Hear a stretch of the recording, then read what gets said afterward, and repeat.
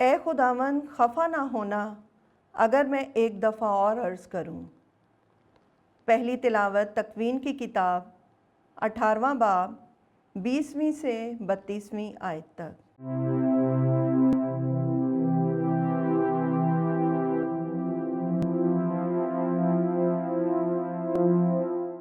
ایک روز خداوند نے ابراہیم سے کہا کہ سدوم اور عمورہ کا شور بڑھ گیا اور ان کا جرم نہایت سنگین ہو گیا ہے، اس لیے میں اب جا کر دیکھوں گا کہ کیا انہوں نے سراسر ویسا ہی کیا ہے جیسا شور مجھ تک پہنچا ہے، نہیں تو میں دریافت کروں گا۔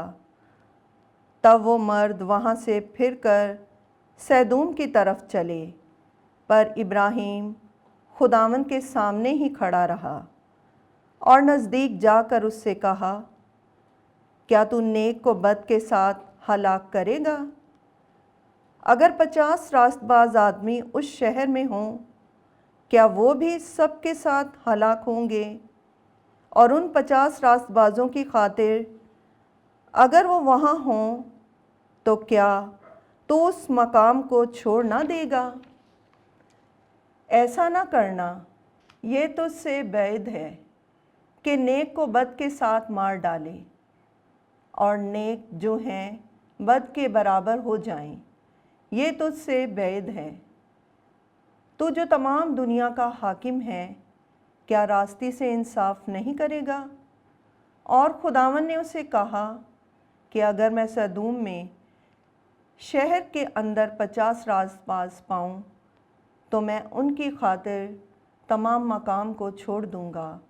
اور ابراہیم نے جواب دے کر کہا، دیکھ، میں نے اپنے مالک کے سامنے بولنا شروع کیا، اگرچہ میں خاک اور راکھ ہوں، شاید 50 راست بازوں سے 5 کم ہوں۔ کیا 5 کم ہونے کی وجہ سے تو تمام شہر کو نیست کرے گا؟ اور اس نے کہا، اگر میں وہاں 45 پاؤں تو اسے نیست نہ کروں گا۔ اور پھر اس نے اس سے کہا، اگر وہاں 40 پائے جائیں۔ اس نے کہا، میں ان 40 کی خاطر بھی اسے نیست نہ کروں گا۔ پھر اس نے کہا، اے خداوند، اگر میں بولوں تو خفا نہ ہونا، شاید وہاں 30 پائے جائیں۔ اس نے جواب میں کہا، اگر میں وہاں 30 پاؤں تو میں یہ نہ کروں گا۔ اس نے کہا، میں نے اپنے مالک کے سامنے بولنے میں گستاخی کی ہے، اگر وہاں 20 پائے جائیں۔ وہ بولا، میں 20 کی خاطر اسے نیست نہ کروں گا۔ تب اس نے کہا، خداوند خفا نہ ہونا اگر میں فقط ایک دفعہ اور عرض کروں کہ اگر وہاں 10 پائے جائیں۔ وہ بولا، میں 10 کی خاطر بھی اسے نیست نہ کروں گا۔ اور جب خداوند ابراہیم سے باتیں کر چکا تو چلا گیا، اور ابراہیم اپنے مسکن کو پھرا۔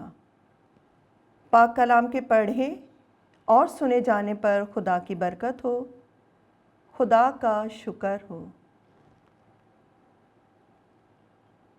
آج کا زبور اور آپ کا جماعتی جواب ہے، اے خداوند، جس دن میں نے پکارا تو نے میری سن لی۔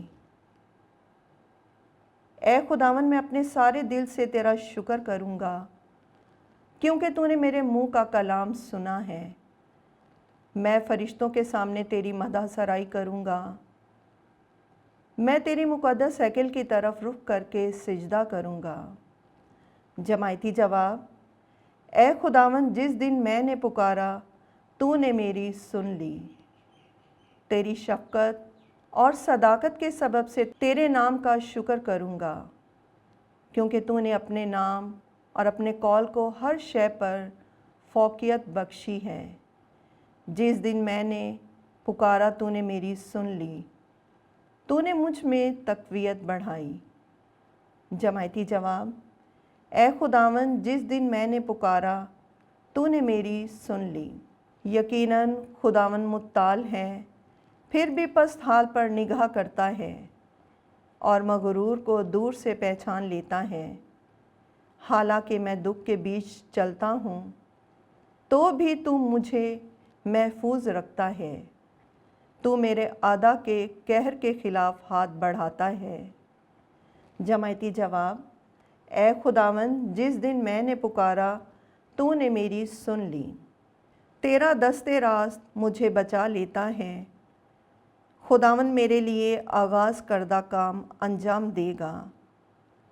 اے خداوند، تیری شفقت ابد تک قائم ہے، اپنی دستکاری کو ترک نہ کر۔ جماعتی جواب: اے خداوند، جس دن میں نے پکارا تو نے میری سن لی۔ خدا نے ہمیں بھی اس کے ساتھ زندہ کیا ہے، اس نے ہمارے سب گناہ بخش دیے ہیں۔ دوسری تلاوت مقدس پالوس رسول کا خط کلسیوں کے نام، دوسرا باب، 12 تا 14 آیت۔ اے بھائیو، تم مسیح کے ساتھ بپتسمہ میں داخل ہوئے اور اسی میں تم خدا کی قدرت پر ایمان لا کر جس نے اسے مردوں میں سے زندہ کیا اسی کے ساتھ جی اٹھے، اور اس نے تمہیں بھی جو گناہوں اور اپنے جسم کی نامختونی کے سبب سے مردہ تھے اس کے ساتھ زندہ کیا، اور اس نے ہمارے سب گناہ بخش دیے، اور اس نے حکموں کی وہ دستاویز مٹا ڈالی جو ہماری بابت اور ہمارے خلاف تھی، اور اس کو کیلوں سے صلیب پر جڑ کر سامنے سے ہٹا دیا۔ پاک کلام کے پڑھے اور سنے جانے پر خدا کی برکت ہو۔ خدا کا شکر ہو۔